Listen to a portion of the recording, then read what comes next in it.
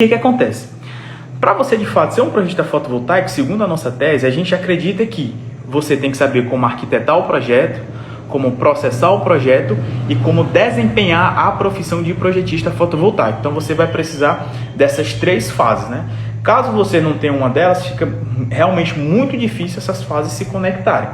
Então, o que quer dizer cada uma dessas fases? Arquitetar o projeto, ele se trata da parte de conteúdo técnico.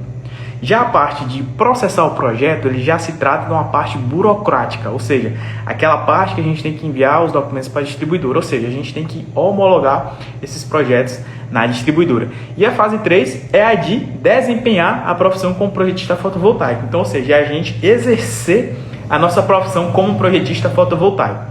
Então vamos lá, a gente vai falar um pouquinho sobre cada um e vocês vão entender o porquê que é importante a gente saber essas fases e como elas vão se conectar nos momentos em que a gente está. Então o primeiro deles, né, que é o arquitetar o projeto. Então ele se trata principalmente da parte de conteúdo técnico, ou seja, é de literalmente você arquitetar um projeto, né? Não só a questão dos diagramas, tá? Mas aqui, ó, escolhi aqui um outro ativo que eu desenhei mais aqui, tá?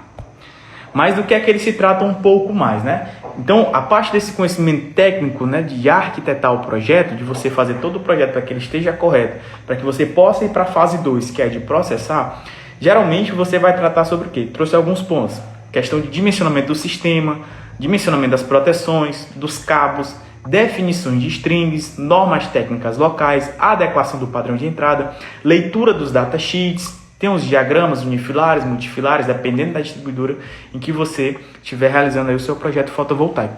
Então você pode perceber que aqui é literalmente só conteúdo técnico. A gente só trata aqui nessa fase, né, que é de arquitetar o projeto, a gente só trata literalmente da parte técnica do negócio. Então entra cálculo, soma, subtração, divisão, multiplicação, ou seja, tudo que a gente precisa para que a gente possa, de fato, arquitetar o nosso projeto. Ou seja, poder fazer um bom diagrama, a gente poder saber como é que vai ficar a instalação fotovoltaica lá para o cliente. E, normalmente, muitas pessoas elas travam aqui, né? Não que elas travam, geralmente elas param muito aqui nessa parte de conteúdo técnico, achando que somente conteúdo técnico vai te tornar um projetista fotovoltaico e ainda mais viver da profissão como projetista fotovoltaico. E eu venho dizendo que não, né? Que você precisa também saber as outras fases. Mas vamos lá. Então, a primeira fase, né, que a gente fala é sobre arquitetar o projeto. Então, é totalmente conteúdo técnico, 100% conteúdo técnico. Já quando a gente vai para a segunda fase, que é de processar o projeto, ou seja, ela se trata de dar homologação do projeto, né, do sistema fotovoltaico na distribuidora. Então, ou seja, da gente enviar todos os documentos que foram feitos lá na fase 1, né, da gente, no caso, arquitetar o nosso projeto, e aqui a gente vem para a fase 2, que é a parte burocrática de enviar o nosso projeto. Então, o projetista fotovoltaico ele deve saber também como trabalhar essas partes burocráticas. E aqui eu coloquei alguns exemplos. Exemplos não, na verdade, alguns pontos, né?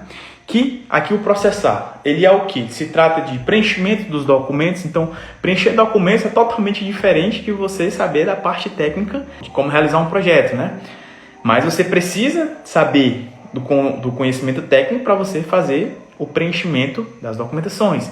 Aí entra também a questão de cadastro das distribuidoras, entra os envios dos documentos fotovoltaicos para a distribuidora, entra a questão também da resolução de pendências, né? Então, mesmo a gente, projetista fotovoltaico, sendo mais experiente, de vez em quando a gente toma uma reprova, às vezes é por culpa da gente, às vezes a gente faz um projeto na pressa e a gente acaba errando ali alguma coisa, às vezes uma assinatura, um documento que esquece, ou alguma informação.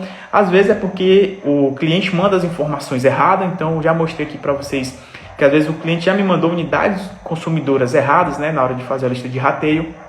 Um outro motivo também que pode acontecer é de simplesmente o analista talvez ele não foi com o seu projeto, né? Então ele encontra um erro que não existe, te dá aquela reprova e às vezes você só tem que reenviar o seu documento, né, ou os documentos para que ele possa ser aprovado e ele acaba sendo aprovado. Até quando eu entrevistei o Felipe, acho que foi sexta-feira, né, que eu entrevistei ele, ou foi quinta, ele falou que teve uma reprova na Equatorial, que ele mandou um projeto de 5 kW pico e a Equatorial reprovou o projeto dele dizendo que ele precisaria colocar uma subestação abrigada. Ele até ficou assim, cara, um projeto de 5 kW, você precisar colocar uma subestação abrigada, é porque a distribuidora literalmente só quis reprovar o projeto dele, né? Então, assim, a gente precisa saber como resolver essas pendências. E lógico que cada distribuidora é de uma maneira diferente. Por exemplo, a Enel de Goiás, quando você reprova, basta você entrar lá no sistema dela, você retira um documento e você coloca outro, né, com ele consertado. É simples e é muito bom e muito tranquilo. Diferentemente, por exemplo, da Equatorial, que eles cancelam o projeto e você tem que enviar um novo, tá? Então, assim, isso varia muito de distribuidora para distribuidora. E o projetista fotovoltaico, ele precisa saber como resolver essas pendências com a distribuidora, né? E também ali embaixo, eu não sei se dá para vocês verem por conta dos comentários, mas a gente tem ali os 2 tipos de aprovações, né? O que são esses 2 tipos de aprovações, né? Esses 2 tipos de aprovações foi a gente aqui do Clube da Elétrica que denominou. Porque quando a gente faz um projeto fotovoltaico, a gente tem literalmente a aprovação, né, que é a homologação do sistema, que é quando a gente recebe o parecer de acesso e o relacionamento operacional da distribuidora, dizendo que o projeto foi aprovado para que ele possa ser instalado na casa do consumidor final. E a outra aprovação que a gente considera é o quê? É a aprovação da vistoria. Então, ou seja, a gente tem esses 2 tipos de aprovação. Por quê? Porque de nada adianta você ter a aprovação, né? Você ter o parecer de acesso e o relacionamento operacional, se na vistoria o projeto está sendo reprovado. Então, os vistoriadores estão indo lá e está tendo algum tipo de erro. Então, você acaba não ligando o sistema lá na casa do consumidor final. Afinal de contas, é para isso que todo o serviço serve, né? Para isso que a empresa de energia solar ela existe, né? Para quê? Para que possa vender o sistema para o cliente e poder instalar lá na residência dele. É por isso que ele compra, né? Para economizar energia, e a gente precisa passar por esse processo burocrático. Desde da parte de arquitetar lá no nosso projeto, o conteúdo técnico, até essa parte chata, né? Com a distribuidora, burocrática, esperar ela dar uma resposta. Para quê? Para que possa ligar lá e trocar o medidor bidirecional do cliente, tá? E a gente tem a nossa outra fase, que é a fase 3, que é de desempenhar a profissão como projetista fotovoltaico. Aqui é literalmente você trabalhar como projetista fotovoltaico. E o primeiro ponto que eu elenquei ali, ele se trata até um pouco de mais uma questão de mentalidade, tá? Então a gente está até fazendo aulas novas em relação a isso, que é o que? É não tratar essa profissão como hobby, né? Então, esse aqui literalmente é uma profissão de projetista fotovoltaico. Por exemplo, se você entra no nosso curso hoje e faz todo ele, tira suas dúvidas no curso, você está capacitado sim para você entrar no mercado fotovoltaico e exercer aquilo ali como uma profissão. Então, você literalmente se forma um projetista fotovoltaico. Então, é tratar isso como uma profissão. Então, os alunos que a gente tem, as pessoas que a gente conversa, os projetistas fotovoltaicos que a gente conhece, que eles literalmente ganham mais que R$5.000 por mês, eles tratam isso como uma profissão. Ora, se alguém me dá um emprego, né, carteira assinada, vamos imaginar, aquilo ali é minha profissão, por que é que eu, trabalhando como terceirizado, não vou considerar isso como uma profissão? Né? Algumas pessoas literalmente só querem tratar como hobby, ou então, não, é só um hobby que eu faço aos finais de semana, pego 1, 2 projetos, né? Às vezes a gente chama até isso de projetista biqueiro. Lógico que depende muito da situação de cada um, tá? Geralmente eu sei que tem pessoas que trabalham assim porque preferem, tem seu trabalho fixo, mas aos finais de semana acaba fazendo esses pequenos bicos aí, né? Faz um projeto ali, 2 perdidos, enfim.